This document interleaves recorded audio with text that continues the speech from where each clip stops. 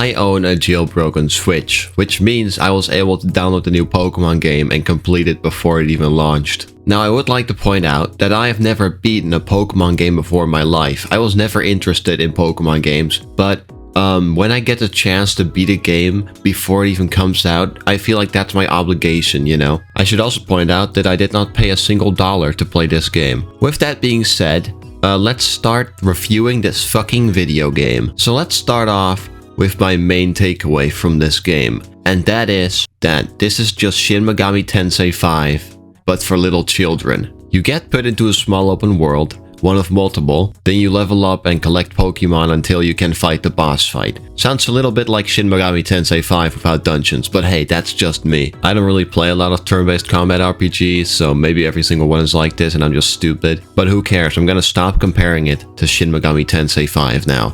Because that's just incredibly unfair, because Shin Megami Tensei 5 is leagues above Pokemon, so... Okay, let's talk about the graphics for a little bit.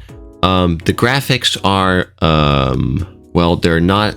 I wouldn't say they're bad, but they're also not really good, you know? They're actually... Maybe they're bad, I don't know. Like, the game can look nice, but when you get up close to characters and shit, the textures look like fucking dog shit. And I know graphics are not everything, that's obvious, but like... Breath of the Wild came out 4 years ago, and that game looks way better. And it's on the same hardware, so it's like, what the fuck are you doing? And the open world is smaller in Pokemon, because it's split up into separate pieces. And even if you put all those pieces together, it's still smaller than Breath of the Wild. Now, I don't care that the open world is smaller, that's not my point. My point is that the open world is smaller and the graphics are worse and the game also runs worse. They don't know how to optimize or some shit. And the lighting, sometimes it looks really good, but then other times it's like, did nobody fucking playtest this shit? Did nobody see how bad this looks? I don't understand how they saw it and were like, yeah, this is fine and doesn't look ugly at all, so we shouldn't change it. And I know I already kind of talked about the texture quality, but holy fucking shit, it's bad. Then again, the game can also look really good at times, so I'm a bit conflicted on this matter, in case you couldn't tell. So, enough about the graphics, now I'm gonna talk about the gameplay. Now, I think a lot of Pokemon players might get mad at me for this section, because I don't have a lot of experience with turn-based combat games, or Pokemon games for that matter. So I'll try my best not to piss everyone off with my lack of knowledge of this type of video game. First of all, it might be good to know that this game took me around 16 hours to beat. By the final boss battle, I had all my Pokemon around level 60, and I was able to beat the final boss just fine at all the battles before that. Although, in the final boss battle, it doesn't really matter how strong your Pokemons are. Maybe that's normal, but it didn't really feel like a final boss, but I'll get into that later. So the combat is like, it's like normal Pokemon combat, except your character can walk around, which also means that if you walk your character in front of a Pokemon that's attacking, you will get hit, which also means that you can collapse, not die, but collapse, and sometimes you just get brutally assaulted by Pokemon. You can also collapse outside of combat, because Pokemon can just attack you, and if you don't pull out your Pokemon or run away, you will die. You can also throw shit at Pokemon. I'm not sure if you can do it during battle because I never tried, but when you're trying to catch Pokemon, you can throw distractions at them or whatever, and it makes them easier to catch, because if Pokemon see you while you're trying to catch them, you will either not be able to catch them anymore, or they will just escape from the ball. Oh, I guess I haven't brought up catching Pokemons yet. You can of course do it during battles by lowering their health and that kind of shit, but because it's now open world, you can also just throw Pokeballs at them and hope that they stay in. You have normal Pokeballs, and then you have heavy balls, which is a funny name, and there's light balls, and basically you cannot throw a heavy ball as far as a light ball, but a heavy ball is more likely to catch the Pokemon, and a light ball is way less likely to catch a Pokemon. But later in the game you do get other variants as well, which is just basically a better heavy ball, or a better light ball, or a better normal ball, so... I'm pretty sure the open world is split up into 5 different regions, or it might be 4, I'm not really sure. And there's a village, which is your main hub, and that's it really. The 5 main regions aren't big, but they're also not small. I think they're perfectly sized for a Pokemon game. And besides the bad graphics, they're pretty nice to look at and walk through and that kind of stuff.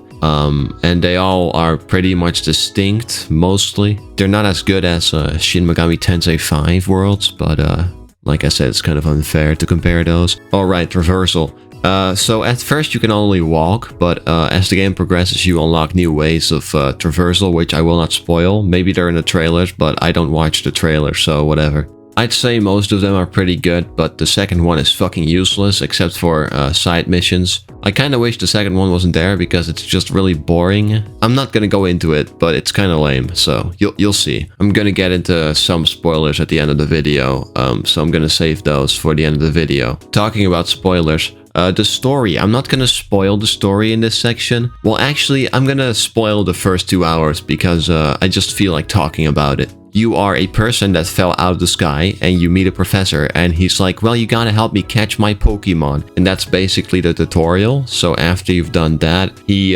takes you to the village and everyone's like, well, who the fuck is this stranger with questionable fashion sense? Basically, nobody accepts you because you're an outsider and you fell out of the sky. So they're basically like, well, you fell out of the sky and we're racist towards people that fall out of the sky. So first, prove yourself by catching these Pokemon. Actually, I don't feel like explaining the story anymore. It's just stupid. You're an outsider and they don't accept you, so you need to prove yourself by doing side quests and solving people their issues. And I guess there's Pokemon that have gone insane or berserk and you need to tame them or whatever, the fucking boss fights. Oh right, the boss fights. Okay, so boss fights are funny because you're actually involved.